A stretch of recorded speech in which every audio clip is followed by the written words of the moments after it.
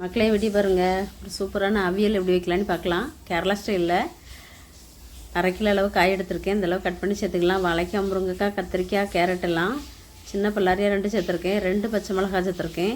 கொஞ்சம் உப்பு, மஞ்சத்தூள் சேர்த்து 1 கிளாஸ் தண்ணி ஊற்றி 5 நிமிஷத்துக்கு வேக விட்டுறலாம். வெந்ததோட ஒரு மசாலா ரெடி பண்ணிக்கலாம். தேங்காய் ஒரு 4-5 ஸ்பூன் தேங்காய் எடுத்துக்கிடலாம். 1/2 ஸ்பூனு சீரகம் எடுத்துக்கலாம். ரொம்ப போடக்கூடாது, சீரகம் வாடை அடிச்சிடும் அவியலில். இந்த சின்ன உள்ளி, வெள்ளைப்பூடு, 1 பச்சை மிளகாய் போட்டு கொஞ்சம் கருவேப்பிலை உரி போட்டு குறப்பாக அரைச்சி எடுத்துக்கலாம். இதான் இதுக்கு மசாலா.